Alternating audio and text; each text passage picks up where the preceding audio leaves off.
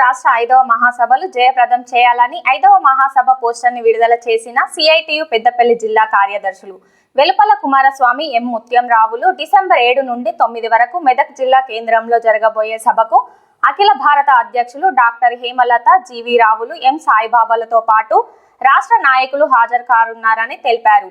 Municipal contract కార్మికులకు కనీస వేతనం 26,000 పెంచాలని, రామగుండం మున్సిపల్ కార్పొరేషన్ కాంట్రాక్టు కార్మికుల పెండింగ్ సమస్యలు పరిష్కరించాలని డిమాండ్ చేశారు.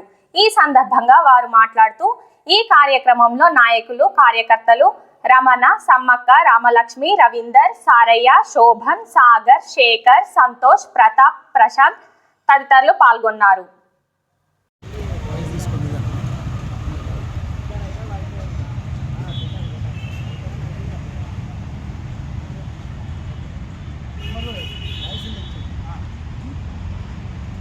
జయప్రదం చేద్దాం సిఐటియు రాష్ట్ర 5వ మహాసభలను.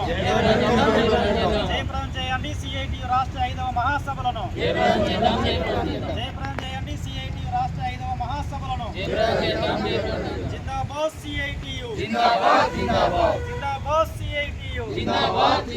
రద్దు చేయాలి 4 లేబర్ కోడ్లను. రద్దు చేయాలి 4 లేబర్ కోడ్లను. రద్దు చేయాలి 4 లేబర్ కోడ్లను.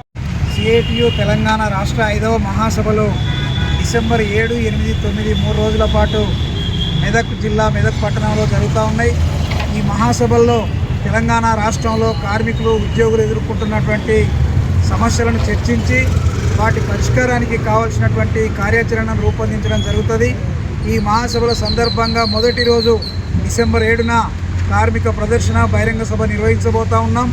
దీనికి అఖిల భారత అధ్యక్షురాలు కామ్రేడ్ హేమలత గారు, బివి రాఘవులు గారు, సాయిబాబు గారు, ఇంకా అనేక మంది నాయకులు ఈ బహిరంగ సభకు హాజరు కాబోతూ ఉన్నారు. కాబట్టి కార్మిక ప్రదర్శన బహిరంగ సభలో కార్మికులందరూ పాల్గొని జయప్రదం చేయాలని విజ్ఞప్తి చేస్తూ ఉన్నాం.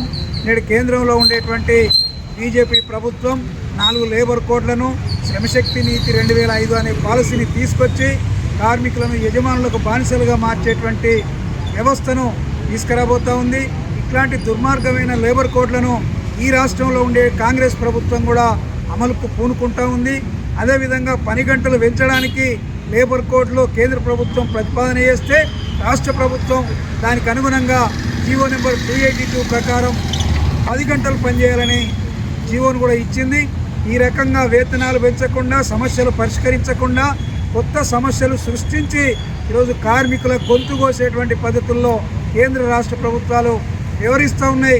అందుకే ఈ కార్మిక వ్యతిరేక విధానాలను నిలువరించడం కోసం, ఎదిరించడం కోసం, ప్రతిఘటించడం కావలసినటువంటి కార్యాచరణను ఈ మహాసభల్లో రూపొందించబోతూ ఉన్నాం. నిరంతరం కార్మిక వర్గ శ్రేయస్సు కోసం, దోపిడీ నుంచి విముక్తి కోసం, సమసమాజ స్థాపన కోసం సిఐటియు కృషి చేస్తూ ఉంది. అట్లాంటి ఒక విప్లవోద్యమానికి సంబంధించిన సిఐటియు 5వ మహాసభలను జయప్రదం చేయాలని విజ్ఞప్తి చేస్తూ ఉన్నాం.